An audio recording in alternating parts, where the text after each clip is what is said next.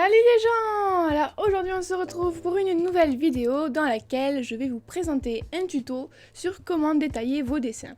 Donc le fait de détailler vos dessins c'est vraiment très important puisque ça va en fait remplir votre dessin et au final le rendu sera vraiment meilleur. Ça va donner l'impression d'un dessin qui est vraiment beaucoup plus travaillé et ça va juste vraiment détailler le dessin, c'est ça le but, mais je veux dire ça va vraiment donner un rendu plus professionnel on va dire. Donc bref, dans cette vidéo je vais vous donner quelques petites astuces pour détailler vos dessins sans trop les détailler non plus parce qu'un dessin qui est trop chargé après c'est pas beau non plus. Voilà, donc je vais juste vous donner quelques petites astuces pour détailler vos dessins et pour ensuite que vos dessins soient un peu plus travaillés, un peu plus... qu'ils aient un peu plus de contenu, voilà. Donc sinon c'est tout ce que j'avais à vous dire pour l'intro, alors c'est parti! Alors voici un dessin que je viens juste d'ancrer de façon très rapide, c'est-à-dire que j'ai juste repassé les lignes principales du dessin, donc il n'y a strictement aucun détail, voilà. Alors en gros, qu'est-ce qui va se passer dans cette vidéo, c'est que je vais détailler ce dessin que vous voyez à l'écran, tout en vous donnant à chaque fois des idées de détails à rajouter ou des astuces pour rajouter du détail, voilà.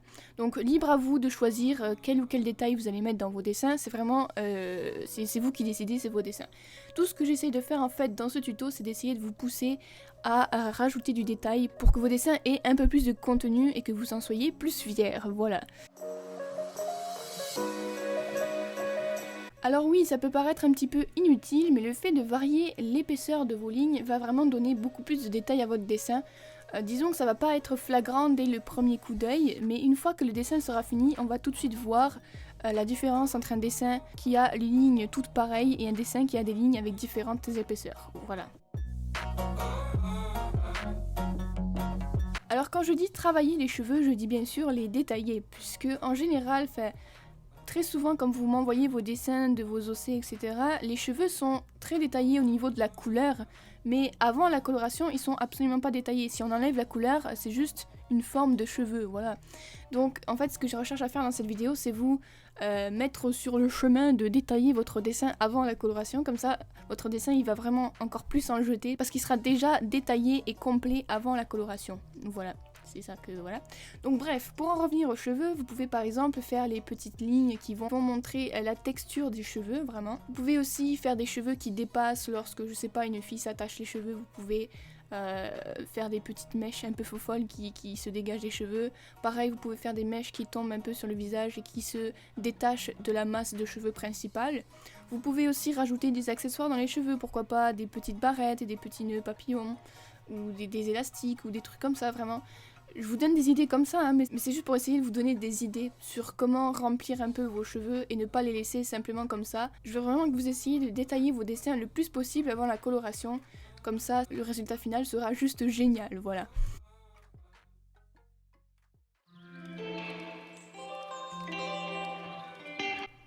Alors le visage, c'est la partie la plus importante de votre personnage. En tout cas, quand vous dessinez un personnage, c'est le visage, le truc central, quoi, la partie centrale.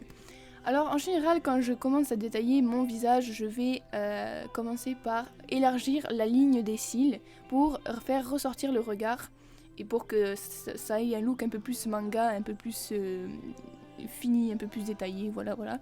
Vous pouvez aussi jouer beaucoup avec la pupille, parce que dans les mangas, il y a beaucoup de styles de pupilles différentes. Vous pouvez y aller avec des trucs super détaillés comme dans le Killary, vous pouvez aussi y aller avec des trucs un peu plus simples, mais du moment qu'il y a une petite touche et que c'est pas juste laissé tout blanc comme ça ou tout noir, bon là en l'occurrence je l'ai fait tout noir parce que mon personnage a les yeux tout noirs, ok, mais d'habitude je fais quand même plus de détails que ça dans mes yeux, donc voilà, juste des petites touches comme ça qui vont l'une après l'autre remplir votre dessin en fait, c'est ça.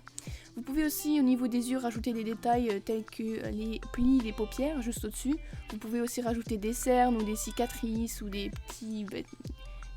tout ce que vous voulez en fait autour des yeux, il y a plein de trucs à rajouter. Vous pouvez aussi rajouter des cils comme la fille, ou alors vous pouvez aussi rajouter des petites hachures de rougissement aussi, ça peut remplir votre dessin, des taches de rousseur pourquoi pas aussi. Vous pouvez aussi retravailler vos sourcils, les faire un peu plus épais tout simplement, ou alors les travailler un peu plus à la mode réaliste en faisant des petites hachures. Vous pouvez aussi travailler le nez au niveau de... Vous pouvez donner des formes spécifiques au nez. Vous pouvez aussi faire des petites hachures pour indiquer à quel point le nez est pointu au bout ou pas. Voilà. Au niveau des lèvres aussi, c'est très facile de donner une forme spécifique aux lèvres de votre personnage, juste en jouant en fait avec l'épaisseur des lignes. L'épaisseur des lignes, c'est vraiment super important, c'est tout simple, mais ça va vraiment tout changer, vraiment. Après, vous pouvez rajouter tout un tas de trucs, comme je vous ai dit, des cicatrices et des trucs comme ça au niveau de votre visage. Voilà.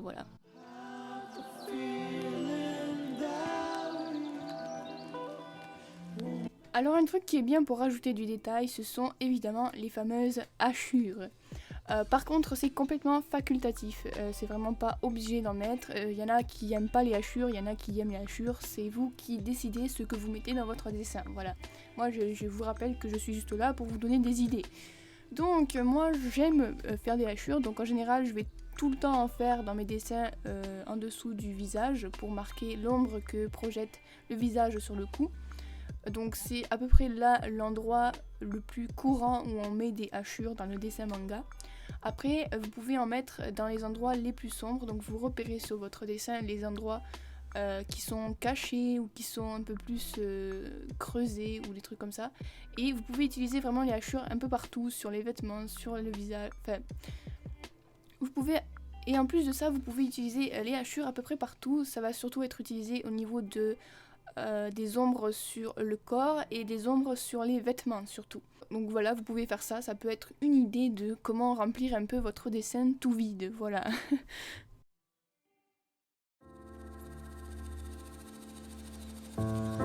Alors maintenant qu'on a vu comment détailler votre personnage en lui-même et qu'on a vu comment rajouter un petit peu de contraste à votre dessin avec les hachures, on va maintenant s'attarder un peu sur les accessoires et les motifs. Donc la plupart du temps, moi-même, je fais mes vêtements très peu détaillés. En gros, je vais juste faire la forme et ensuite je vais le colorier d'une telle couleur ou alors même pas le colorier du tout.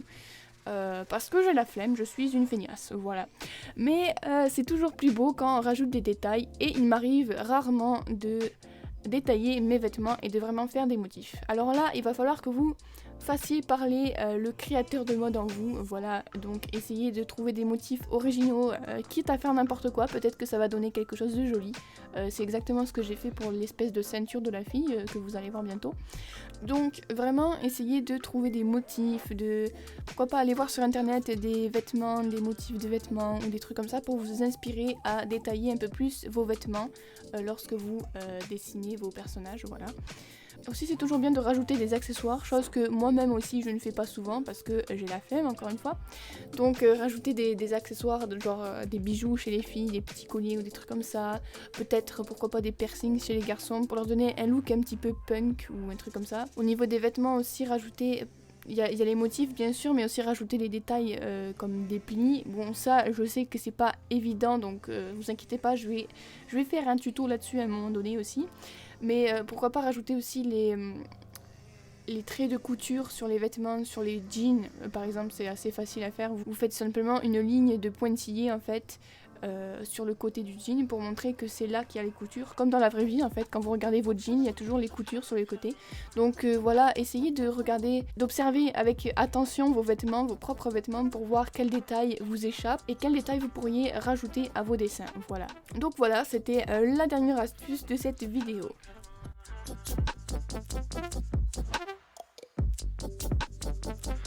Alors voilà, c'est déjà la fin de ce tuto, alors j'espère vraiment qu'il vous aura été utile et qu'il vous aura aidé à mieux détailler vos dessins.